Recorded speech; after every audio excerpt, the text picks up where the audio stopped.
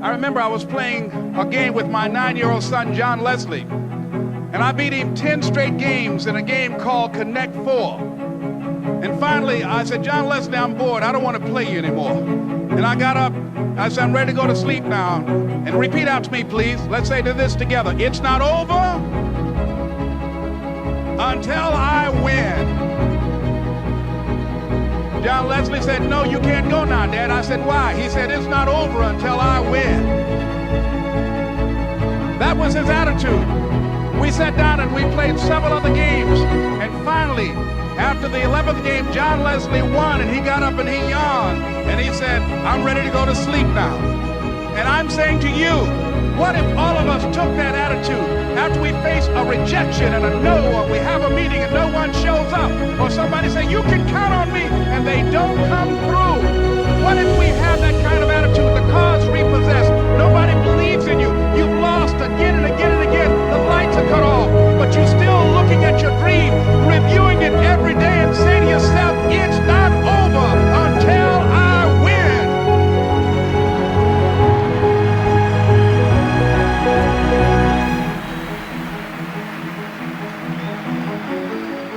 Life will yield to you. Now here's the next step. Repeat after me, please. It's possible. I can live my dream. It's necessary. I work on myself. Surround myself with winners. Become creative. It's me. I've got to make it happen. It's not over until I win.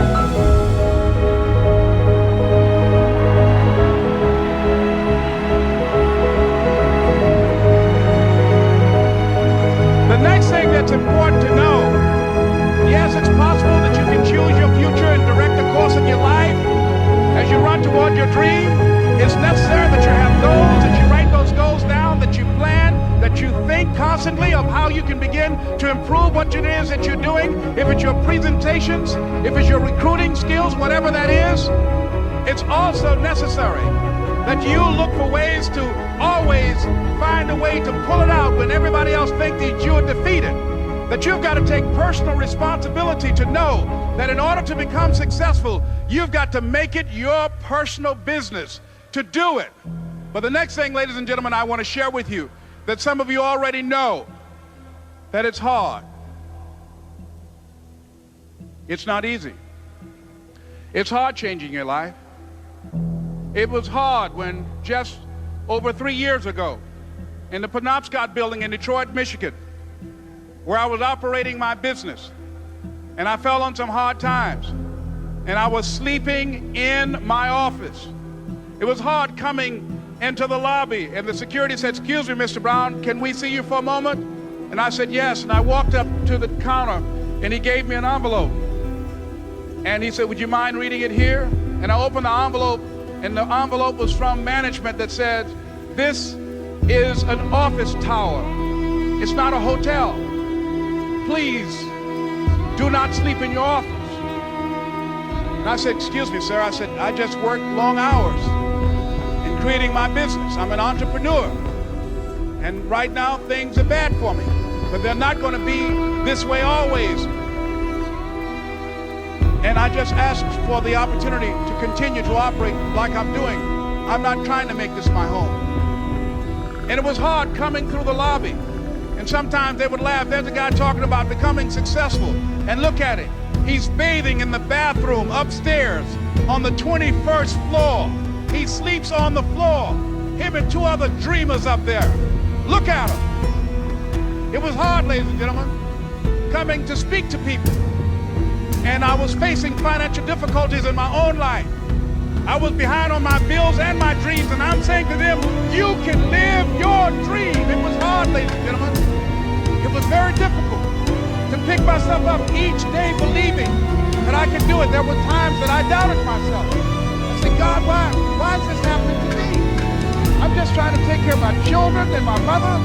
I'm not trying to steal or rob from anybody. Why did this have to happen to me?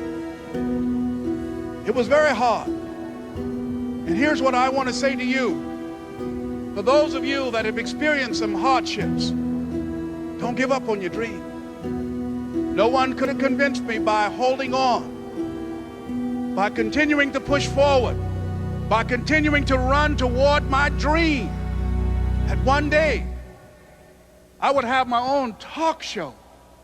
It's a long shot, ladies and gentlemen, from Liberty City, an abandoned building on a floor, never knowing my mother or father. It's a long shot. Being here with you today in this dome in Atlanta, it's a long shot. No college training, labeled educable, mentally retarded, but I kept running toward my dream.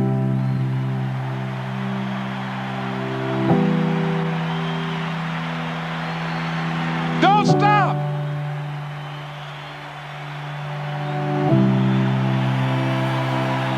Don't stop.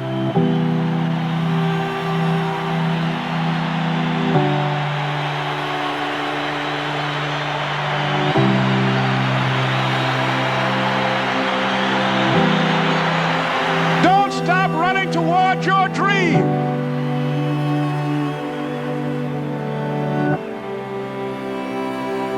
It's very important as you hold on to that dream. There are moments when you're going to doubt yourself. There are rough times are going to come, but they have not come to stay. They have come to pass. It's very important for you to know that. Don't say I'm having a bad day. Say I'm having a character building day.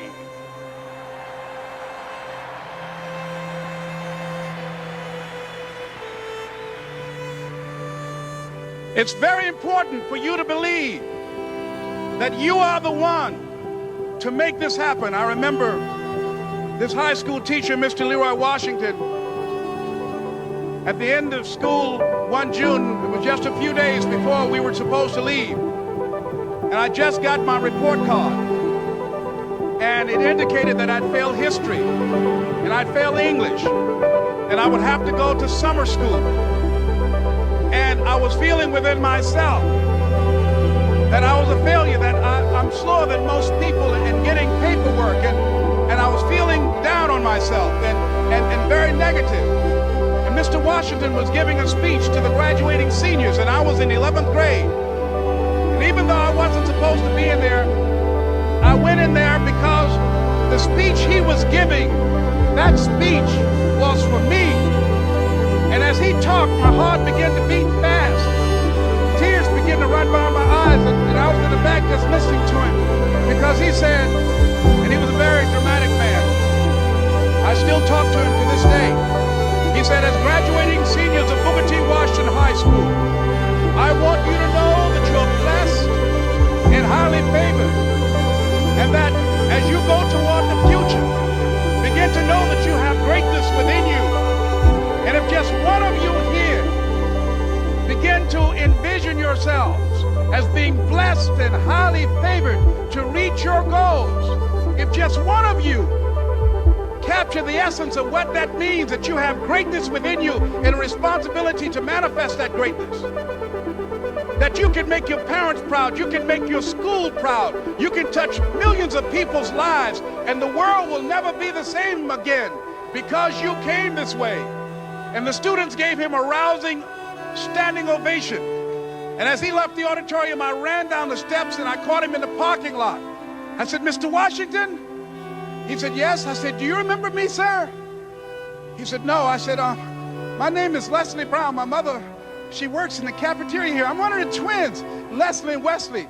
I said, Mr. Washington, but you know, I got these big dreams. You know, I like talking to people. I love people. I said, I want to work with people, and I got this dream of buying my mama a home. Could I do that, Mr. Washington? He said, it's possible, Mr. Brown.